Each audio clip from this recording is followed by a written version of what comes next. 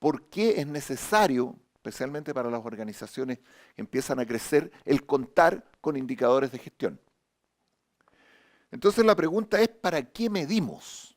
¿Cuál es el sentido que tiene que apliquemos un esfuerzo a la organización para medir lo que está ocurriendo? Por ejemplo, ¿para qué medimos el tamaño de una fruta si somos una empresa frutícola? Nos vamos a ir a otro dicho que dice, lo que no se mide no se puede controlar. Y lo que no se controla no se puede gestionar. Esa es la razón por la cual nosotros medimos. Medimos para hacer gestión. Pero gestión se puede hacer sobre aquellas variables que yo puedo manejar, que yo puedo controlar, que yo puedo alterar, que yo puedo cambiar. Por ejemplo, yo no puedo hacer gestión sobre el clima en el mundo, porque está fuera de mi alcance. No puedo hacer gestión, por ejemplo, sobre la congestión de tránsito que existe en las calles de mi ciudad, porque eso está fuera de mi alcance. Pero sí puedo hacer gestión por las cosas que ocurren dentro de una organización, tomando determinadas decisiones e implementándolas. Pero para poder hacer esa gestión sobre aquello que puedo controlar, tengo que medir qué es lo que está ocurriendo. La medición es información sobre lo que ocurre en la organización. Entonces yo mido, al medir controlo lo que ocurre, y al poder controlar estoy en condiciones de gestionar. Por lo tanto, todo el universo de los indicadores nace dentro de un ámbito mayor en la organización que se llama control de gestión. Los indicadores de gestión en una organización responden a esta sola y simple, pero compleja de implementar, idea de controlar lo que está ocurriendo en la organización, de tener control sobre mi gestión. Yo no puedo tomar ninguna decisión sensata, por ejemplo, en materia de ventas, si no sé cuánto estamos vendiendo, de qué estamos vendiendo, cuánto nos cuesta esa venta, etc. Y así lo mismo ocurre con los costos, con la producción, con recursos humanos, con todos los ámbitos que existen dentro de la organización. Entonces aquí vale la pena preguntarse, bueno, ¿y gestionar qué es? Cuando estamos hablando de control de gestión, estamos hablando de gestión, pero ¿qué es gestión? ¿Qué es gestionar? Bueno, gestionar podemos definirlo de distintas maneras, solo para dejar el marco en el cual los indicadores de gestión nos prestan su utilidad. Hay una definición que dice que gestionar es fundamentalmente administrar, vale decir planificar, organizar, dirigir y controlar, las 4 áreas de la administración clásica, administrar un negocio o un área de negocio, pero para producir los resultados esperados. Es administración con apellido, administración orientada a resultados. Por lo tanto, gestión es lo que hace un gerente, gerente general, gerente de división, gerente de área, gerente de departamento, que administra su área de negocios para generar los resultados que se esperan de él, por los que está comprometido con la administración. Otra manera de definir gestionar es tomar decisiones sobre la operación de un determinado negocio o área de negocios en la organización y además implementarla. Para poder tomar esa decisión tengo que hacer análisis, y para analizar los indicadores de gestión son la principal fuente de datos. Finalmente podemos decir que gestionar es básicamente preocuparse de hacer que las cosas sucedan. Evidentemente, para hacer que las cosas sucedan tengo que intervenir, para intervenir tengo que tener un plan, y para tener ese plan tengo que haber hecho previamente un diagnóstico, y ese diagnóstico lo voy a obtener de mejor manera si cuento con indicadores de gestión. Por lo tanto, en términos generales, que podemos ver en este ideograma, en esta imagen, nosotros hacemos gestión en esas áreas de planificación, ejecución, control y dirección, y luego obtenemos un determinado desempeño como resultado de esa gestión. Lo que hace control de gestión es medir la gestión, compararlo con el desempeño, vale decir, lo que planificamos respecto a lo que estamos obteniendo, y entregar los indicadores que esta medición arroja. Comparamos, por ejemplo, el desempeño de las ventas con la programación o planificación de ventas. Comparamos el desempeño de los costos con lo que nosotros tenemos estipulado. Y aquí vuelvo a lo que dije al principio. Si la empresa no tiene cultura de medición, esto no es posible, no tiene sentido hablar de indicadores de gestión. Por mucho dato que haya en la empresa, hay que organizarlos y hay que generar los indicadores y mantenerlos funcionando. Control de gestión básicamente se define como un conjunto de métodos que buscan asegurar que los procesos y las tareas que realiza una organización estén dirigidas a lograr los objetivos que se propone. Si mis objetivos están por acá y yo estoy por acá, tengo que hacer algo para que ese objetivo se alcance. Y no hay objetivo posible cumplir si no puedo medir la evidencia de que este objetivo se está cumpliendo. Un objetivo puede ser una meta de venta, de rentabilidad, de crecimiento, de número de clientes, de satisfacción de clientes, etc. Para eso necesito entonces un verdadero tablero de control que me va a mostrar distintos indicadores, como el tablero de los aviones. El comandante del vuelo, el piloto del avión, es el que hace toda la gestión del despegue, viaje y aterrizaje. Y para eso necesita contar con indicadores. Tiene que tener un indicador de la velocidad, tiene que tener un indicador de la altura que están alcanzando, tiene que tener un indicador de la dirección que está tomando el vuelo, tiene que tener un indicador del nivel de gasolina, o no, en este caso nafta, que hay en el avión, tiene que tener un indicador de la posición de los flaps, cosa que él no ve. Y hay sensores en todo el avión que le están indicando los diferentes parámetros o los diferentes estados de las variables que inciden en el vuelo. Evidentemente que no todos los indicadores son claros. Lo mismo que en una organización puede tener cientos, teóricamente miles de indicadores, pero algunos son más importantes que los otros para esta organización en particular. Y eso va a depender del giro de la organización y, por supuesto, de las metas u objetivos que tenga definido para el mes, semestre, para el año. Por lo tanto, podemos entrar ya de lleno en cuál es la función de los indicadores. La principal función que cumplen los indicadores es traducir un hecho a cifras. Vale decir, objetivar la información que circula al interior de una organización. Por ejemplo, no basta con decir que los clientes están contentos, porque eso ya es un juicio de valor que va a depender del observador. Yo como observador puedo decir, no, a mí me da la impresión de que los clientes están contentos porque entran a comprar, sonríen, no tenemos mayores quejas, etc. Pero eso no sirve para hacer gestión porque no me da ningún parámetro objetivo. Es más, dentro de la organización puedo tener, una tremenda discusión sobre un juicio de ese tipo, si los clientes están satisfechos o no. Entonces la única manera de zanjar esa discusión y tener una variable objetiva es midiendo. Y hoy en día podemos medir satisfacción de clientes. Por ejemplo, este es un indicador, un termómetro que indica hasta el 76%. Ahí llegamos hoy en día. Esta es la cifra de satisfacción de 0 a 100. Y ese 76% evidentemente indica un nivel de satisfacción que yo he definido, por ejemplo, en cantidad de notas 6 y 7 que me ponen los clientes en las distintas encuestas que yo tomo. O puede ser un indicador que mide otra evidencia de satisfacción, como por ejemplo disminución de reclamo o tiempos de entrega, etc. La satisfacción del cliente se puede medir de distintas maneras y cada organización tiene que definir cuál es la que le hace más sentido, la que mejor le sirve para hacer gestión. Y lo que hace este indicador es que me traduce un hecho, la satisfacción de los clientes, a cifra, 76%. Y me permite hacer comparaciones, por ejemplo, de un mes a otro, de un año a otro, de mi empresa respecto a la competencia. Para ello los indicadores tienen que ser equivalentes, por supuesto. Si la empresa al lado mide la satisfacción del cliente de otra manera, no son comparables los indicadores. Esa es la principal función del indicador. Traducir un hecho a cifras, vale decir, objetivar los hechos que ocurren al interior de la organización. Segunda función, nos da la información sobre el estado de la variable. O sea, además de traducir ese hecho a cifra, nos informa del comportamiento de esta variable que se llama satisfacción de cliente.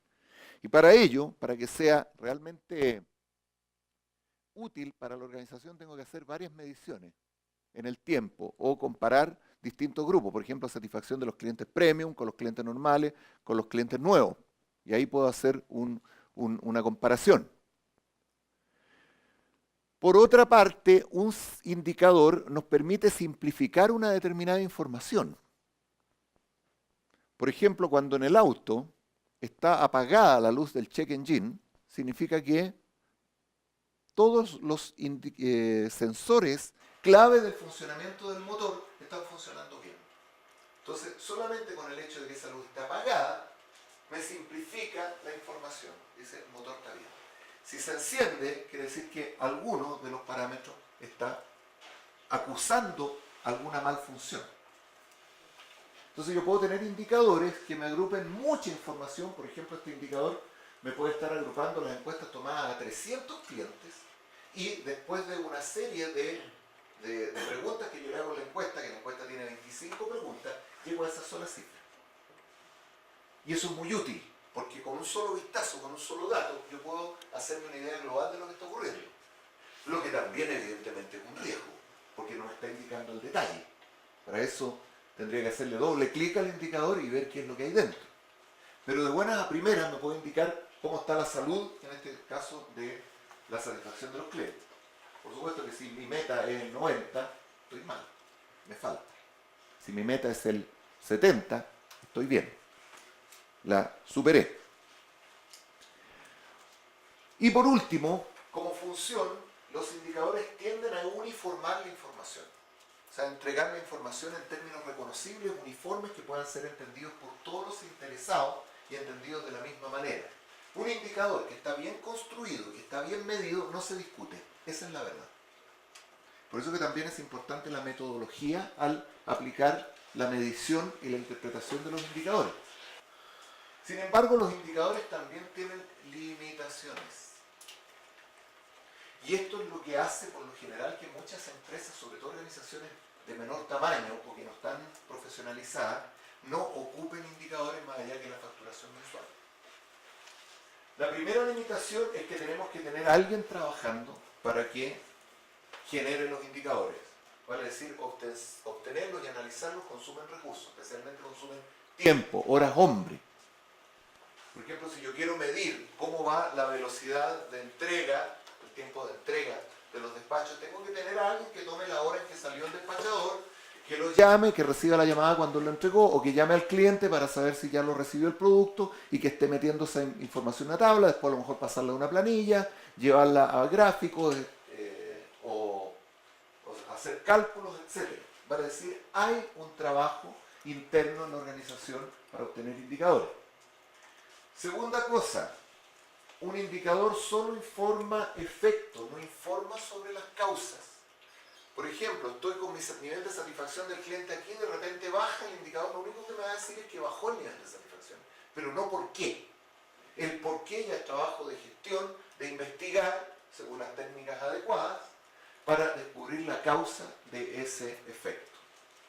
O sea, tiene esa limitación. Es como el indicador del estanque de benzina, nos dice que está vacío, pero no por qué está vacío. Sí, porque si está pinchado, se me olvidó cargarlo, o la bomba de benzina no me cargaron la benzina. Lo único que me indica es que no le queda. Y por último, todos los indicadores de gestión siempre están mirando hacia el pasado. Un indicador de gestión me informa de lo que ocurrió el mes pasado, la semana pasada, ayer, en el mejor de los casos. ¿Por qué? Porque entre que medí, tabulé, procesé, creé el indicador y lo informé, pasa tiempo.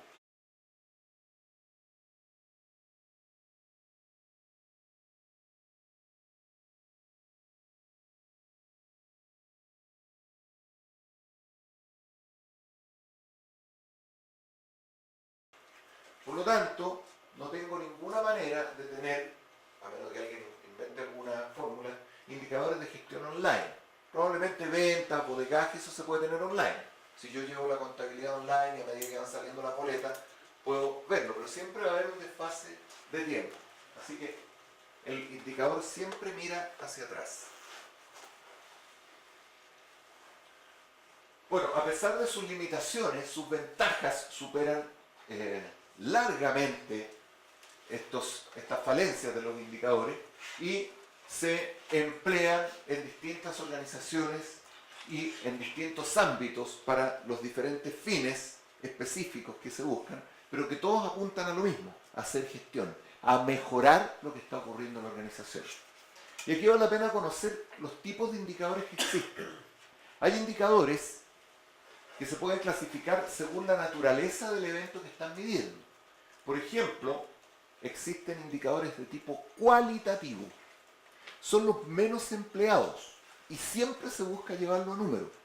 Pero sin embargo, hay algunos aspectos de la naturaleza del fenómeno que mide que impide que esto sea cuantitativo llevado a número. Por ejemplo, el color de la fruta es un indicador cualitativo. A pesar de eso hay escalas de colores y se le asignan números, pero el indicador sigue siendo cualitativo, es decir, no puedo multiplicar, ni sumar, ni dividir el color de la fruta. Es solamente un índice que se puede apreciar por la vista de quien evalúa. Y por otro lado están los indicadores cuantitativos, que estos son, en la mayoría de los casos, los más útiles, y que significa que este indicador está basado en cifras, es decir, me refleja la realidad mediante valores numéricos. Por ejemplo, el diámetro de la fruta. Aquí con el diámetro de la fruta sí que yo puedo sacar promedios, desviaciones, máximos, mínimos, ver la tendencia, etc. ¿Por qué? Porque como es un indicador cuantitativo, es decir, nace de una medición numérica, yo puedo trabajar con esos números. Eso según la naturaleza del evento. Después, otro tipo de indicadores se pueden clasificar según el punto donde yo mido. Y en este sentido tenemos indicadores de proceso, por ejemplo, la velocidad de llenado de esas botellas, dentro de una fábrica, una productora de bebidas gaseosas, yo puedo medir dentro del proceso a qué velocidad se están llenando esas botellas. Y por otro lado existen los indicadores de resultados. El indicador de resultado se mide al final del proceso y me entrega la información del resultado del proceso. Por ejemplo, cantidad de productos terminados por hora. Una vez que el producto está terminado, yo puedo hacer una marca o apretar el botoncito del contador para decir se terminó otro producto. Así que tenemos esos dos y ambos son útiles, porque este me puede estar entregando una alerta temprana de que algo está en mal funcionamiento y este otro me está entregando el resultado final para la estadística. También los indicadores se pueden clasificar según el ámbito de la organización. Y aquí tenemos hartos ejemplos. Indicadores financieros. Fueron los primeros indicadores que existieron en la historia de la gestión y son muy conocidos. Por ejemplo, el indicador de liquidez. Liquidez significa disponibilidad de efectivo en este momento en la organización. Es un indicador financiero. También las ventas, los costos son indicadores financieros. Después existen los indicadores comerciales, por ejemplo, las ventas mensuales. Pero recién acaba de decir que las ventas es un indicador financiero. Sí, lo que pasa es que sale de informes financieros que vienen de la contabilidad. Pero dentro de la organización, normalmente las ventas se consideran un indicador comercial. Ventas mensuales, devoluciones, por ejemplo, satisfacción de clientes son indicadores comerciales.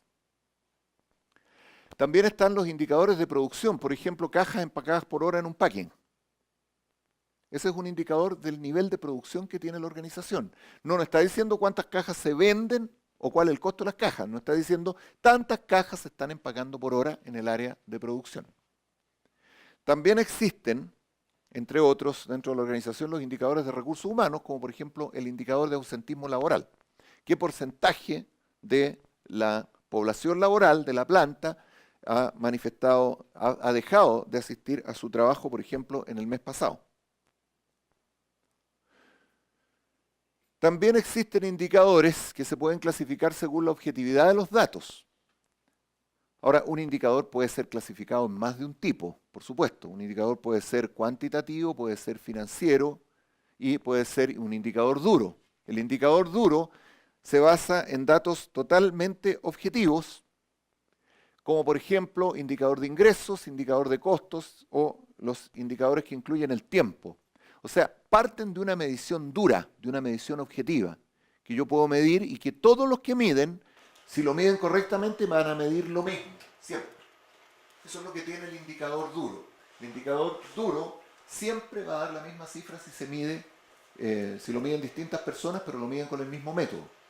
Y después hay indicadores blandos que tienen que ver con las opiniones de las personas, como por ejemplo la amabilidad.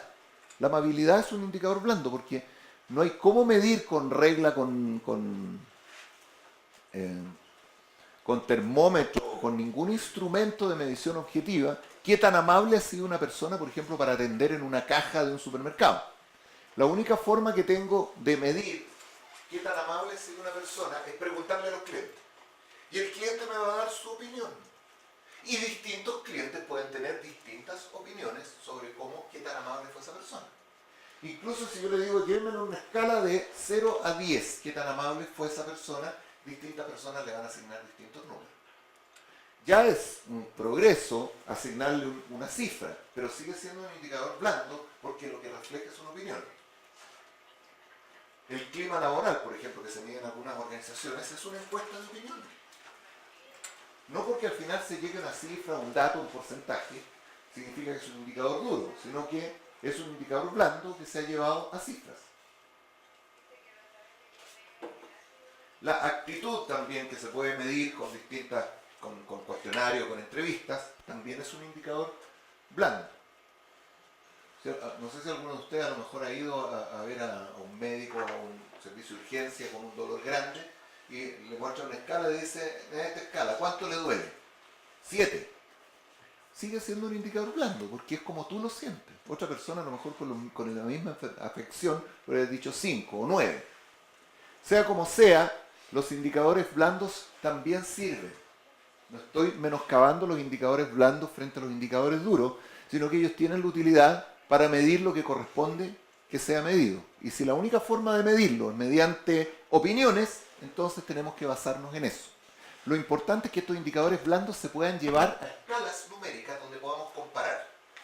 Por ejemplo, si estamos midiendo amabilidad, y el año pasado tuvimos, o el mes pasado tuvimos un 80% de buena evaluación de amabilidad, por ejemplo, pusieron nota sobre 80, de escala de 0 a 100. A veces este mes mejoramos y llegamos a un 90. Pero para poder intervenir tenemos que saber cuánto mide. Y esa es la utilidad del indicador. Por último, según la cantidad de variables que determinan los indicadores, podemos tener indicadores simples. El indicador simple está basado en la medición de una sola variable. O sea, hago una sola medición. Mido una variable. Y en este, por ejemplo, tenemos ventas y costos. Solamente mido cuánto se facturó y cuánto se pagó por costo y tengo el indicador de ventas y el indicador de costo. También los indicadores de tiempos de operación miden el tiempo. Por ejemplo, cuánto se demora la entrega de una pizza.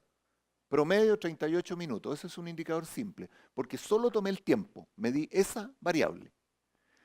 O la opinión de clientes. ¿Qué nota le pusieron al cliente en tal cosa? Tal nota. Una medición. Y después están los indicadores compuestos, que también son muy útiles, que se calculan midiendo 2 o más variables, incluso aunque sea la misma. Por ejemplo, el rendimiento de una máquina, unidades por hora. O sea, tengo que contar las unidades y tengo que tomar el tiempo en el que se produjo. Entonces, para no estar midiendo hora por hora, yo le pregunto al jefe de producción, ¿cuánto trabajaron ayer en el turno B? Trabajamos 7 horas 30 minutos, porque en 30 minutos las máquinas estuvieron paradas por un problema. Ok, 7 horas 30 minutos. ¿Cuántas unidades se produjeron? 1288. Entonces yo divido 1288 en 7,5 horas y me va a dar el rendimiento por hora. O sea, tengo que hacer 2 mediciones. Por ejemplo, si tengo que calcular número de productos por tonelada, lo que tengo que hacer es pesar una tonelada de producto, que es una medición, y enseguida contar cuántas unidades, cuántas manzanas, cuántas peras había en esa tonelada. O bien tomo una cantidad más grande, por ejemplo, un container de 100 toneladas, no sé si existe eso, 50 toneladas, y hago un conteo. O una tasa de rechazo de productos. Entonces tengo que medir cuántos productos fueron rechazados y cuántos productos en total fueron fabricados. Y eso me va a dar la tasa de rechazo. O sea, 10 productos rechazados por 100 que fueron fabricados en total son 10%. Es la tasa del 10% de rechazo. Tengo un rechazo del 10%.